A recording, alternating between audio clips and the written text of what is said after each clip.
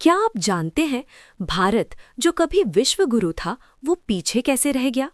ये वाकई सोचने वाली बात है कि जिस देश ने शून्य परमाणु सिद्धांत और सर्जरी की खोज की वो औद्योगिक क्रांति इंडस्ट्रियल रेवोल्यूशन की दौड़ में पीछे कैसे रह गया।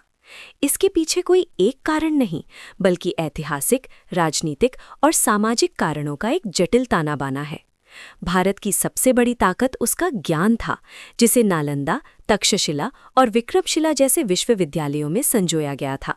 बख्तियार खिलजी जैसे आक्रमणकारियों ने जब नालंदा को जलाया तो वहां की लाइब्रेरी महीनों तक जलती रही।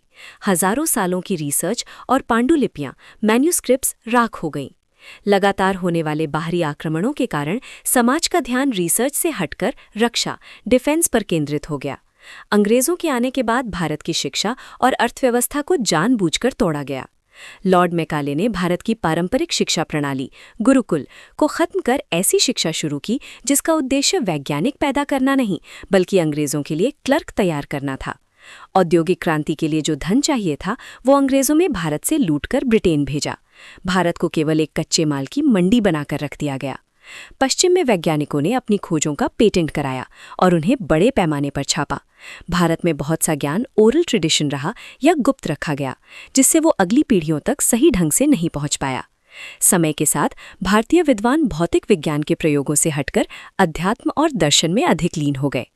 मध्यकाल तक आते आते समाज में जातिवाद गहरा गया, जिससे विज्ञान को भारी नुकसान हुआ।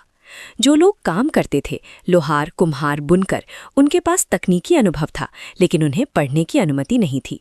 जो लोग पढ़ते थे वे शारीरिक श्रम या औजारों को छूना छोटा काम समझते थे।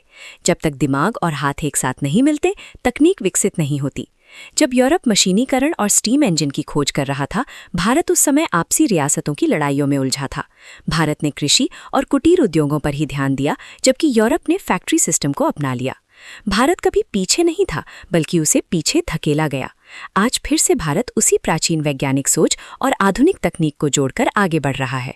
दोस्तों, इतिहास गवाह है कि भारत के पास वो सब कुछ था जो एक आधुनिक समाज के पास होना चाहिए। हमने केवल बाहरी आक्रमणों के कारण अपना ज्ञान नहीं खोया बल्कि अपनी विरासत को सहेजने में भी हमसे कुछ चूक हुई। लेकिन आज समय बदल रहा है। आज का युवा फिर से अपने प्राचीन सिद्धांतों को आधुनिक तकनीक के साथ जोड़ रहा है। सवाल ये नहीं है कि हम पीछे क्यों रहे, सवाल ये है कि क्या हम फिर से विश्वगुरु बनने के लिए तैयार हैं? अपनी राय कमेंट्स में ज़रूर बताएं। अगर आपको ये इन्फॉर्मेशन पसंद आई तो कृपया लाइक और सब्सक्राइब कीजिए और हाँ, कमेंट करना मत भूलिए।